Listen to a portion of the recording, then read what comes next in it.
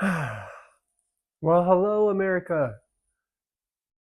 My name is Gerald W. Rector Jr., and this is Allegedly What and Why.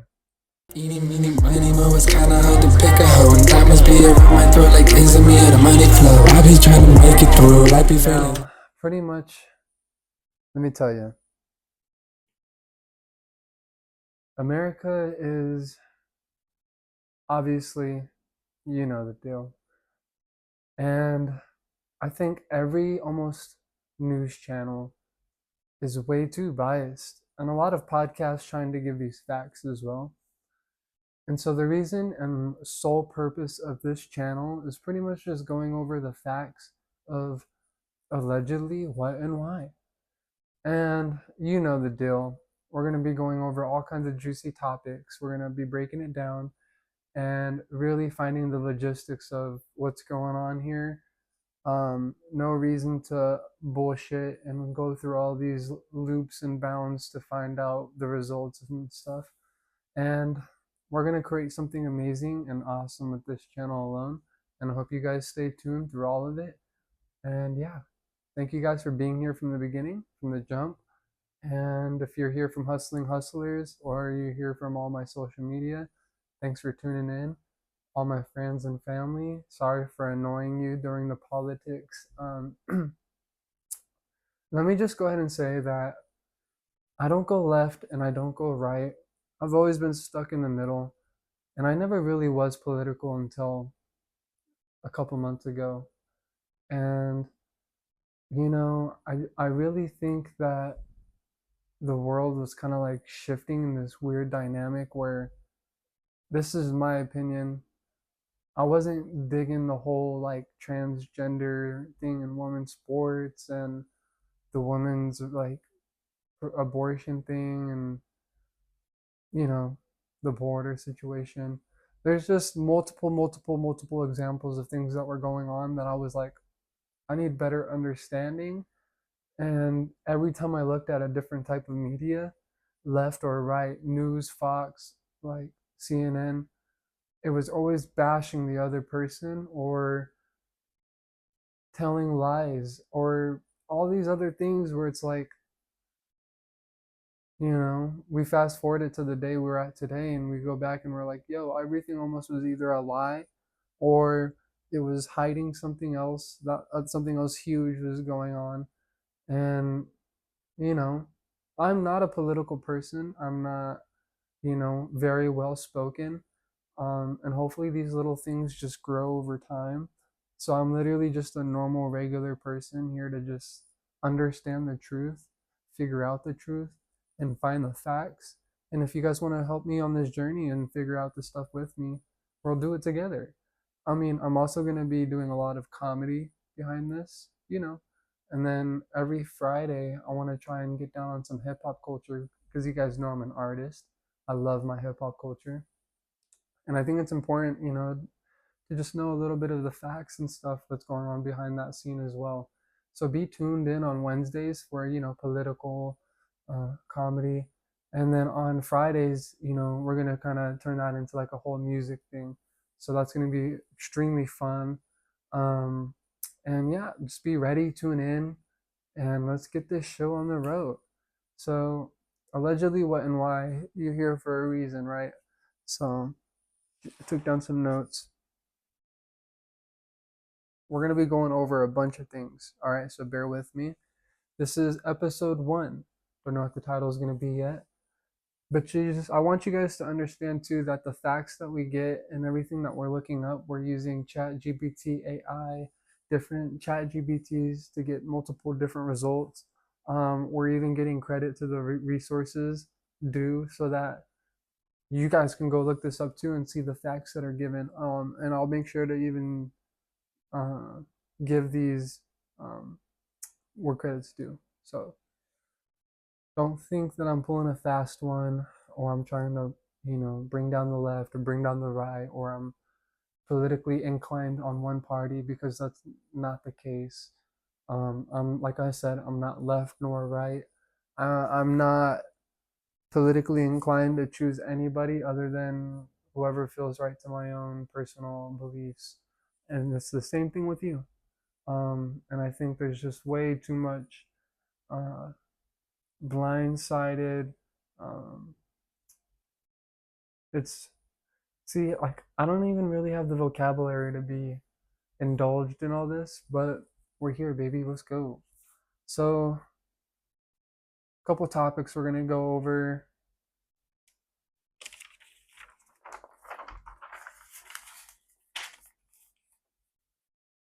Trump winning, several key factors. You already know.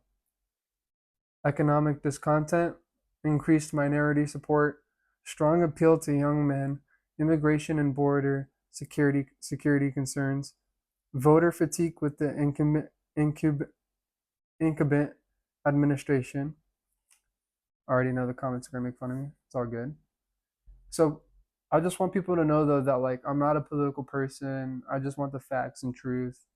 Um, Using the best unbiased AI to help research and give credit where credit's due. Now, with everything going on with the election and all these different things, I think it's important to understand that, it's not about left, it's not about right, it's not about Democrats or Republicans. It's about world peace, it's about prosperity, and it's about, if you're in America, it's about being damn Americans. Whatever that American dream may be for you and your family. And I don't think people in any kind of government should dictate or tell us what to do, should silence our free speech, or tell us what we can and cannot do with our bodies, unless we're putting harm to it, obviously. And these are just conversations that are like almost common sense, but it seems like sometimes these things are just going a little too extreme. And that's why, we'll have these conversations and bring up like, why did this happen? How did this start? What year did this begin? Who brought this up? Who legalized these things? Um, and we'll just get juicy with it. A lot of information, a lot of details. You'll see me pulling out my notes. You'll see me pulling out my tablet, my other phone, just going over notes and stuff that I have set up. But understand that I'm always paying attention with you guys. It's a you and I conversation. Um, let's get into it. So, first topic, obviously, Trump winning, and we're going to go over several key factors.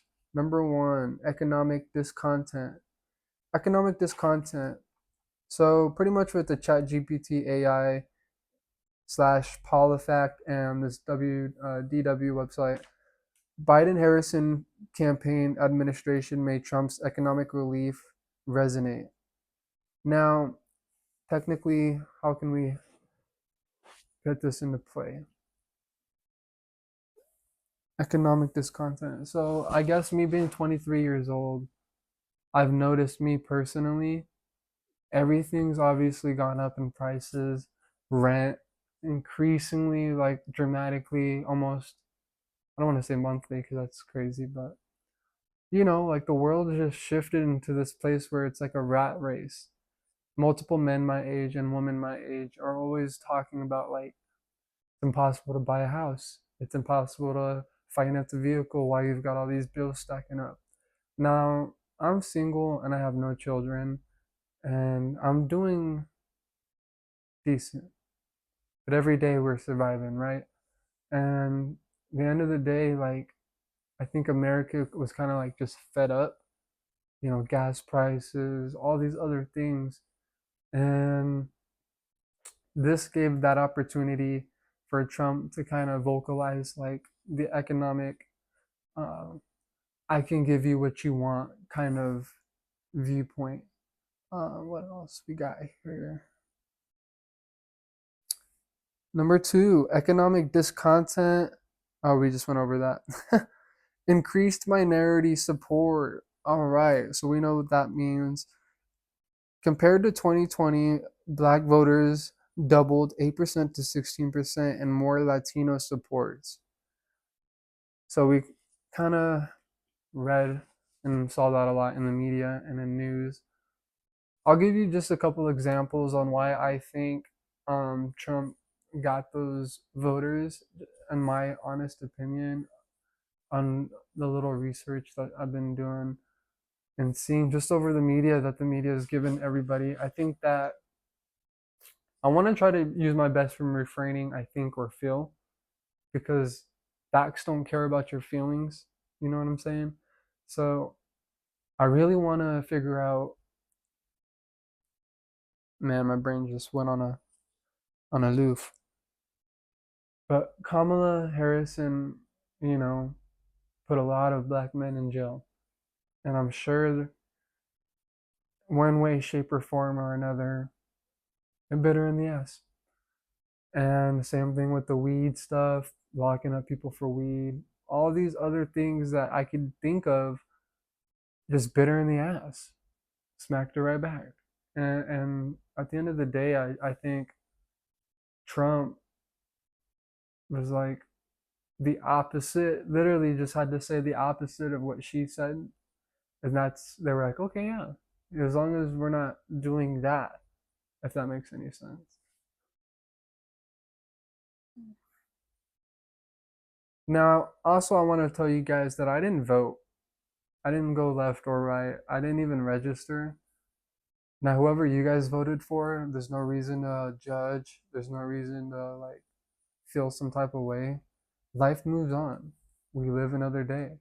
Now, I feel like we're all Americans. We're all one, especially in this country. If you're a citizen legally, you are an American. We are an American. And this whole entire like race movement of inferior and superior and all these other things going on, I think is just extremely ridiculous. And at the end of the day, you can only decide where your heart tells you what's right or wrong. And, you know, if we're all Americans, we're all one. I bleed, you bleed, we bleed the same color. And the only thing that really matters is the morals and stuff that you want to represent in your own home and that you want your kids growing up with. And it's very important that, we don't all have to be in line and having the same morals, but realistically, a lot of things that produce a well balanced, high functioning society, the majority of us have similar traits. So let's dive into number 3. Strong appeal to young men. By the way, these key factors are given from obviously multiple AIs, multiple chat GPTs, and we just thought that these would be extremely interesting. Not only that, these are the majority key factors that were brought up on how Trump won.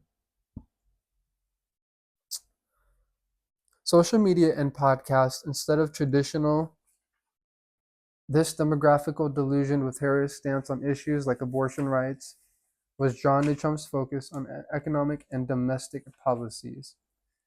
Now, to be honest, I have no idea what I just read, but let's dive into it. Strong appeal to young men, social media and podcast instead of traditional. Now, Donald Trump appeared on multiple podcasts, black, white, pink, blue. No matter who the person host was, he jumped on there and he spoke his truth on what he wanted to do to America and for the people. Now, for the other party, can we say the same thing? No. For an example, if we go and checked out our buddy Joe Rogan's channel, it looks like, in parentheses, allegedly, that's why we named the show this, allegedly it looks like Kamala turned down Joe Rogan, or other way around, vice versa, respectfully. And there was all kinds of conditions that were applied. And that just was most likely one of the, I don't want to say the main, but one of the downfalls of the whole organization not winning. And that being said, maybe she could have jumped on more podcasts and more things. She definitely got on some. But if I'm being frank, honest, giving my 2 cents in to this little debate, I think that she didn't appeal to the majority of white men than she did black men. Um, and I don't like that. I think it should just be, when you give speeches and you give your policies, it should be America, all America. Not this is to my young black men or white men or black America, white America. I think that's extremely ridiculous an unorganized, like I can't even explain it. My mind doesn't let me comprehend because it's stupid. It's not common sense. And all it's trying to do is pull us further apart from each other and wanting to really choose and dictate each other's race. Um, and it's unimportant. It's extremely unimportant. No matter what, I think, um, to be honest, I think she did a good job. I think she could have done a little better. You know, a lot of numbers are coming out that multiple celebrities were paid millions and millions of dollars just to go speak for 2 minutes, 3 minutes, 10 minutes. You guys saw it. You know, Eminem, Beyonce, they got over $1 billion to campaign, right? And they spent over all of it. I think they're in debt actually. And Trump, the numbers don't lie, right? Words talk, numbers scream. And I think that Donald Trump, I think they said that they barely spent any of their money, their funds, that they spent like something around 300 million. And so there's millions and millions and millions of money left over. And it just scratches the head like, how is this election a blowout? You know? That being said, that was our strong appeal to young men. Immigration and border security concerns. Alrighty. Unaffected. That's pretty much the majority of that. Unaffected. What does unaffected mean? Now, unaffected can mean a lot of things. Um, but let's just get down to it. Their policies and everything that they did for the last 4 years was ineffective for America. And, you know, I don't think that like we should close our borders completely or open them up all the way. I think we need to be smart about policies, people we let in, people we let out, you know. Obviously, don't kick everybody out. Obviously, don't let everybody in. And I think that's kind of common sense, common ground. You know, if you go and look at every other country in this world that have kind of, you know, same kind of principles as America, you know, when it comes to economic and finances and all these other little things. Obviously, no country is like America. We're number one. But almost every country, you know, that's like ours has a border, has security, has these laws put into play to where people, millions and millions and millions of people, and then those people committing crimes and multiple different things. And there's just tons and tons of situations and examples that give that they were in the wrong. And then, you know, I can't give too much into depth, but we're going to have segments and multiple things and lessons and all this stuff that will be brought up. And we'll talk about it. We'll go over all the facts, details, and stuff. But today is just, you know, quick little fast highlight. We're going to go in and out. It's going to be, what did Donald Trump call it? Um, the drift or something. Well, we'll keep going. We'll keep going. Voter fatigue with the incumbent administration. Now, ChatGPT gave me outsider. America wants and needs a new change. The people want something else. And that's the mass majority. Clean house, clean state, and even a whole different White House. So this will be an extremely interesting new 4 years. Donald Trump did it. He got back in. So that being said, are they dropping all of his charges? Are they letting him get away with everything they were trying to prosecute him with? Why were they trying to prosecute him and why did they bring it all up? And why was he the very first president for this to ever happen to? A lot of questions to be brought up, a lot of questions to be answered, a lot of things to be brought to the table. And we're going to go over all this in the future, so stay tuned. Now, I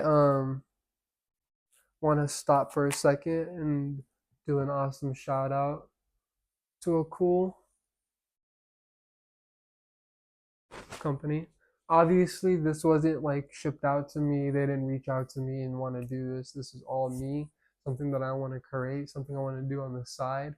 Um, I'm a man of multiple passions. And so, that being said, we're going to review today bourbon. Today's bourbon,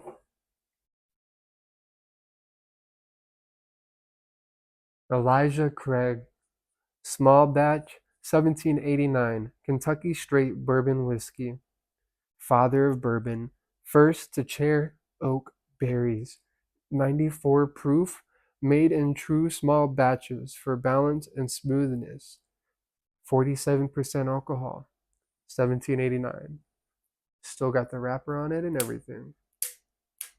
Now, the reason why I wanted to do this while I do this channel is because how can you talk politics sober? Now, I just got to get this wrapper off. You know what I might use? And it's cool too because it came old-fashioned cocktail syrup. Never done this before. Should be interesting.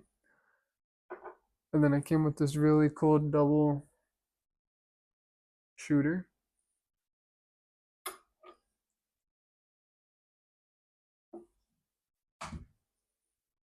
Pull out the katana.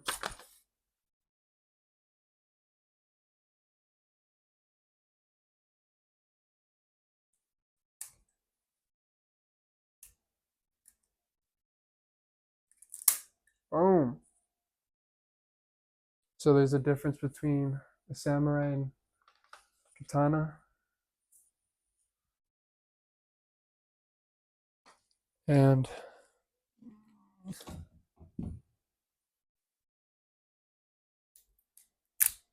hold on. Getting sidetracked. Getting sidetracked. This damn rapper threw me off my game.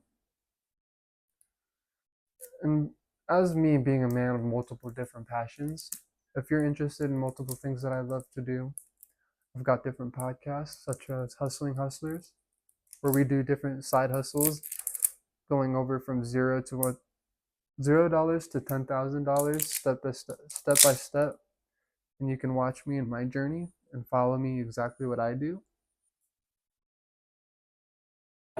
and we'll learn together and go over things together, and you can ask me questions. It'll be awesome. I got review channels. I'm making music, and I'm also working on a radio station too at the moment, where we go over local music. We show local music. We give shout outs. We bring them into the studio, and we collab. We do a podcast episode, maybe like a little bit of an interview. That being said, let's pour us some bourbon. Elijah Craig, small batch, 1789.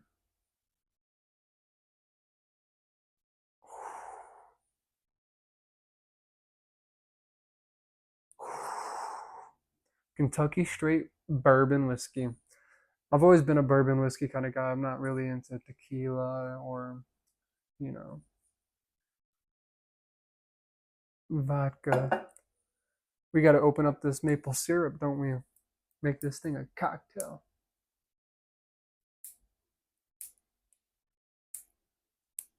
And I should have opened this up when I opened the other one up, huh?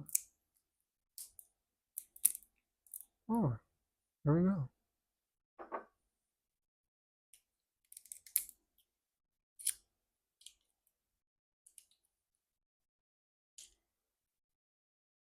So this smells like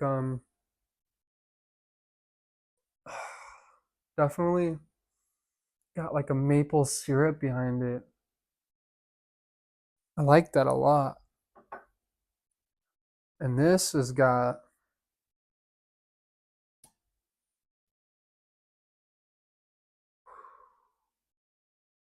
you can just smell good and bad times. All right, guys. What do we do first? I'm not a connoisseur yet, but your boy is gonna learn, and we got to get started. You obviously don't wake up one day and you're like become a champion. but you have the ideas of wanting to become a champion and you get inspired.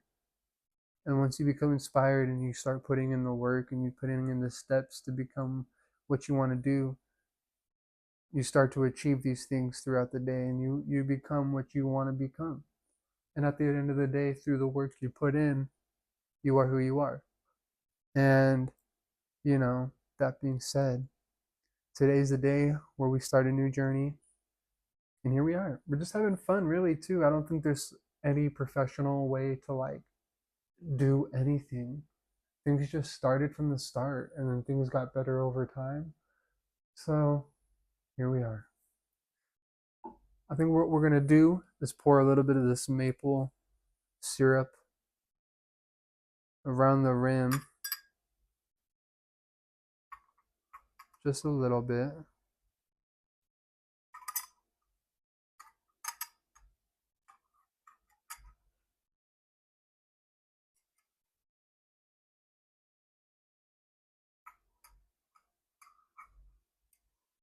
Don't know how much syrup you're supposed to drink, but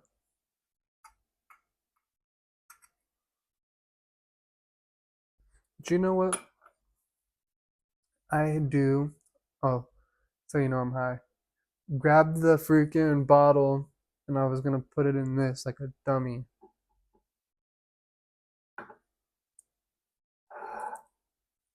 All right. First podcast, first episode. A little bit of anxiety going through my blood, a little nervous. We're making mistakes, but it's okay. Boom, boom, boom. Little bit of small batch. By the way, I am not an alcoholic. I do not do drugs. This is an 18 and up podcast, just like everything else. But life is a bitch and then we die. So enjoy the moments. And when we talk about high stressful moments, sometimes we must indulge in a little bit of things to get us off the edge. Now, this is my first try tasting Elijah Craig. Never really heard of them, but when I was at the store and saw it, I was like, this looks interesting. Something I want to try and put it on the podcast and do a review. So here we are. Got a little bit of maple syrup in here, got a little bit of Kentucky straight bourbon whiskey. Shooter. Got a little bit of Coke over there on ice. Might need that for a washer. We'll see. So here we go. Donald Trump in America.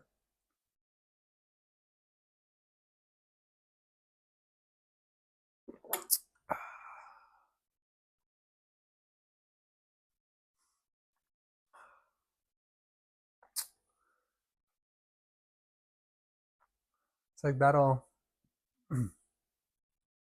put some hair on your chest. Woo. Probably should have put a little bit more syrup. That's good. Now I could feel like hints of maple, obviously. It being 94 proof has some real good, strong stuff. Immediately, I can feel my whole entire like body going into this like tingle. That's some good stuff. You know what's interesting about whiskey and bourbon and all this stuff is like our ancestors used to use this as just medicine.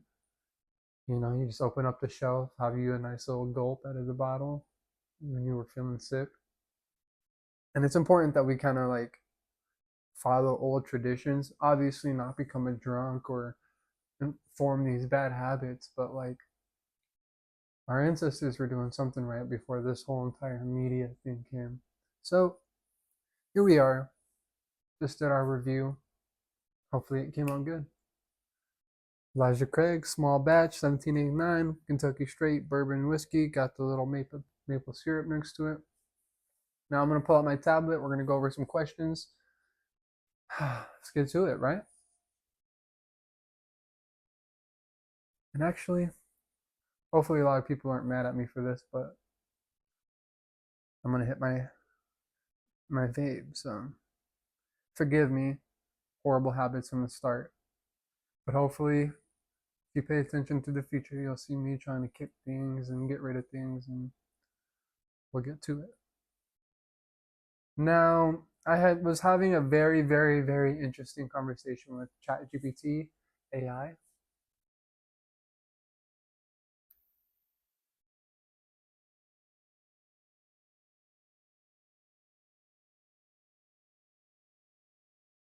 And so here it goes. Actually, you know what? Let me start by saying this. So last night when I was sewing newspapers, because I'm an interesting man, I'd like to say. I'm always working, always moving. Amazon in the day, newspapers at night, multiple side hustles, and it's still not enough. But I had somebody text me while I was giving gas last night, and I did a little post on my Snapchat. I was like, dude, gas is already down to $3 a gallon here in Arizona. Like, and it's only like just after the election, I could already tell there's a difference going on. I can feel the difference. I don't feel like a burden on my shoulders. And some delusional person texted me on Snapchat and was like, it's so historically funny that you think that the president sits there and decides and determines the prices on gas.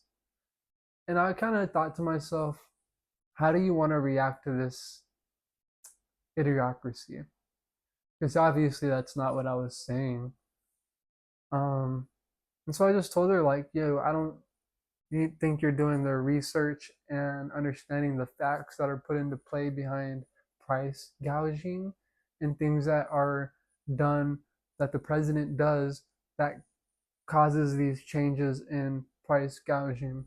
And so today's fact, because of this amazing woman, price gouging. So this might be a 5-10 minute segment. Hope you guys don't get too annoyed or uh, lost in the motion. But here we go.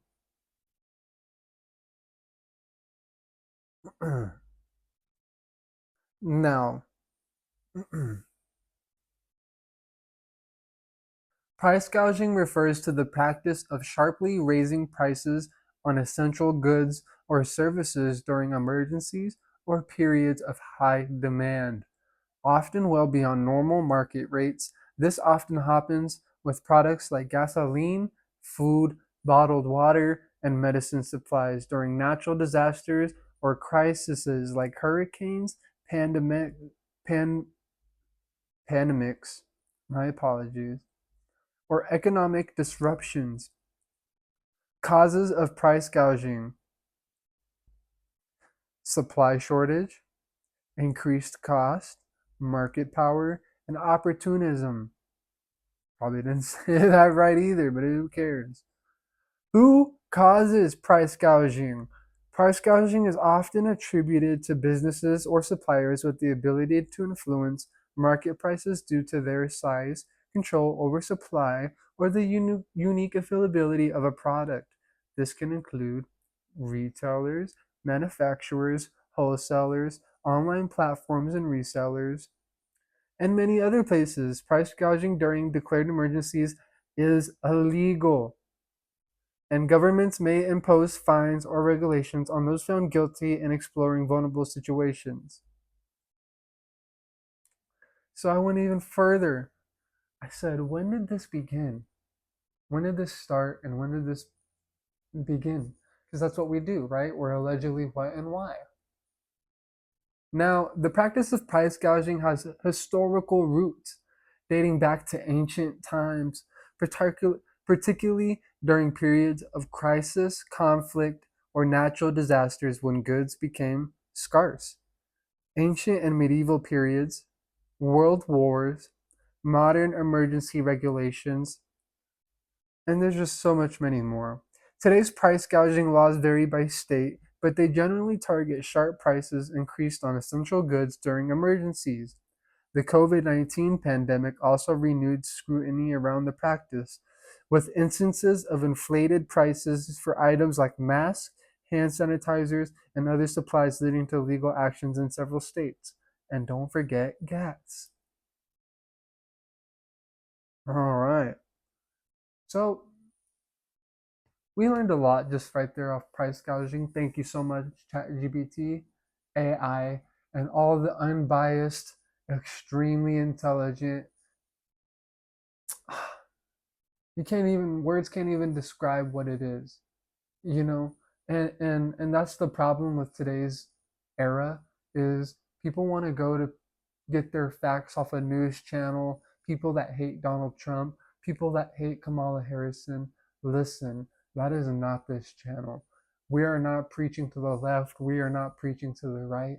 We are preaching the truth, the facts, and we're just trying to figure out allegedly what and why.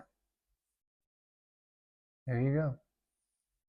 Now, the next topic, next question is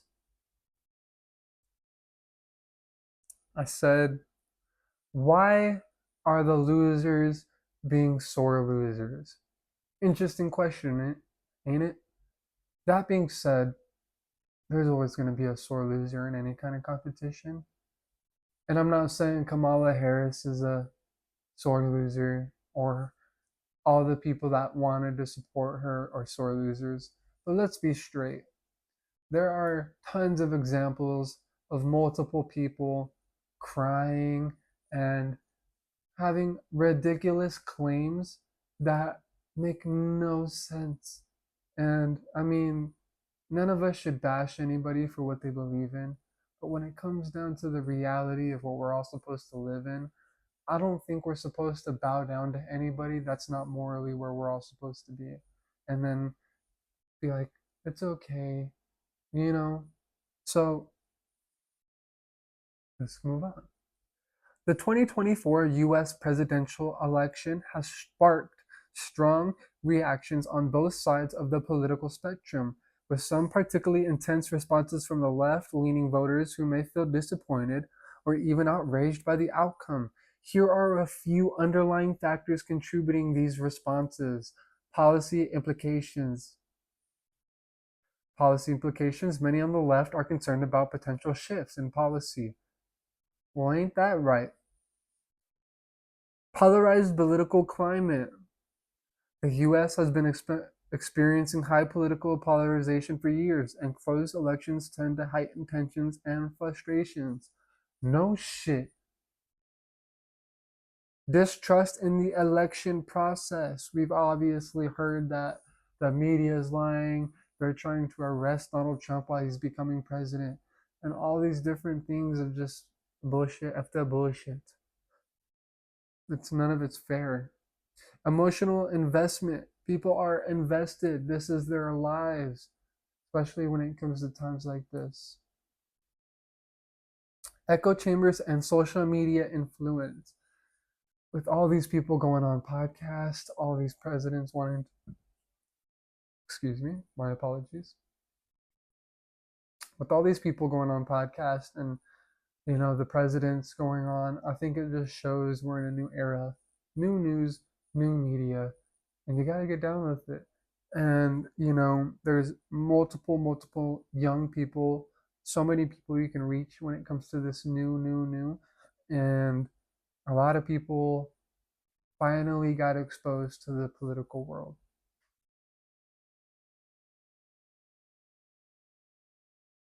Overall, strong reactions can often be attributed to a combination of emotional investment, polarization, and concerns about policy shifts that affect deeply held beliefs. This is a common response in closely contested elections, especially in an environment where people feel passionate about their political identity. Now, the only thing I really have to say about that, don't combine your political identity to your real identity, or else you're going to be a roller coaster everywhere. You go, people aren't going to want to be around you at the dinner table, family members aren't going to want to be around you. Sometimes you need to keep things to yourself, and that's okay. A lot of people are having a hard time with that. I can't judge you because I have my own issues, and I wouldn't want people judging me for that. Next question, I said, why should I, as a 23-year-old American man, who lives in Arizona, expect to happen and what can affect me in this new election? Be ready. As a 23-year-old living in Arizona, there are several ways the recent election could impact you personally, from job opportunities and economic conditions to social policies that affect daily life in your state. Here are some key areas to keep your eye on: economic policies and job market, cost of living and inflation, social and environmental policies, immigration and border security, healthcare and social services, education and student loan relief, voting rights in local elections. That is right. The impact of the election on Arizona will vary depending on how federal policies intersect with state level decisions. By staying informed and engaged, you can better understand how these policies may affect your life and opportunities. And that kind of boils down to why I am here, how I became political. Things don't affect you until they affect you. And once I started becoming aware of my surroundings and understanding that men are participating in women's sports and how women feel about it, and the whole transgender movement, all these people coming into our country, because like I said, we are one. It's not one or the other, left, right, black, white, blue, purple, pink. We are one. We're Americans, and people are coming to our country legally, illegally, in the mass, creating crimes. I don't want to have future kids going into their bathroom and there's nothing wrong with it. I don't want to have people, from other countries coming in and committing crazy tense crimes on my local, society, going into jail and then immediately getting released. Like there's multiple examples of these things that are occurring and going on that we must pay attention to. We must highlight. And it's important that we make sure that these new policies and these new things that are going to go into play, how does it affect your life? How does it affect your moral beliefs and the things that you have in your home? Pay attention. Be aware. Stay tuned. Don't let nobody take your rights. Don't let nobody say you can't have the freedom of speech or take your gun rights away or tell you you can or cannot do anything with your body if it's not creating harm to nobody or yourself. And these things, I want to say, are common sense, but I guess not. Sorry, bourbon's got me talking already. Now, I want to get into a little something before I get into the P. Diddy situation. I want to just give you guys an example, hashtag analogy. The government, if you've ever seen Forrest Gump, right? I think almost everybody's seen Forrest Gump. If you remember in a certain scene where Donald Trump, I don't know why, you already see the liquor's talking, where Forrest Gump's in a scene and he's putting apart these guns and stuff, and then the drill sergeant walks into the room where all the guys are in there and he's yelling at Forrest Gump and he's like, Forrest, why are you here? You know, and if Forrest Gump isn't Kamala Harris and they're woke people behind them, or Donald Trump and they're woke people behind them, they're like, to do whatever you tell me to, Sergeant. And the sergeant looks at him like, well, if that ain't the greatest thing I've ever heard on this damn planet, and I think I think, that being said, I think like in a comedy way, we are listening to these parties that are just so dumbfounded that don't know what we want, aren't listening to what we want, and they're just doing what the wokest, like, because obviously they're puppets and their people are pulling their strings. So whoever it is are telling them, "Why are you here?" And they're like, "To do whatever you tell me to, Sergeant." And they're like, man, if that ain't the greatest thing I ever heard in my entire life. I know it's dumb. Give me some credit. But that's literally it. So let's get into P. Diddy. A lot of screenshots. Let's go.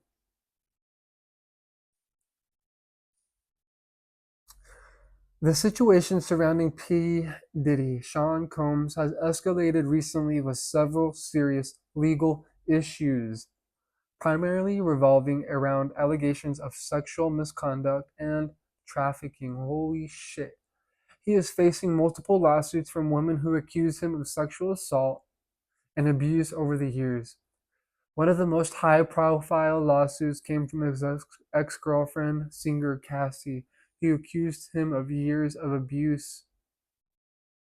Federal authorities have also raided Combs' properties in Los Angeles and Miami, investigating him on charges of racketeering and sex trafficking. These raids are tied to broader accusations that Combs orchestrated freak-offs, drug-fueled sexual events where women were allegedly coerced into participating. Additional lawsuits have surfaced that accuse Combs of using his industrial power to manipulate and harm young women, sometimes employing violence or threats to maintain control. Additionally, lawsuits have surfaced that accuse Combs of using his industrial power. Oh, my apologies. These legal troubles have put Combs under these intense public scrutiny. His legal team denies the charges, asserting that he has been unfairly targeted. But with numerous victims and a growing number of lawsuits, the situation is far from resolved. Combs remains behind bars with his bail being repeatedly denied due to fears he can intimidate witnesses. Well, technically, I believe there was like over 300 witnesses that came out, and allegedly only like, I don't know, 20 or 30 or 40, 50 allegedly were like credible to become a witness. But oh, hey guys, thanks for tuning in through the whole podcast. Unfortunately, I had some interruptions going on and it ended kind of shortly than usual. Hopefully, they'll be a little longer than that. But if you stayed through the whole thing, here we are. Thank you for tuning in. If you want more, like, subscribe, comment. Let me know what you guys want to talk about next. Not only that, be ready for my next book coming out, How the Young Survive. And I also got multiple other podcasts too if you want to check those out. Hit me up. Let's talk. Let's connect. Come on for a story. Do your interview. Have a good day, guys. Peace.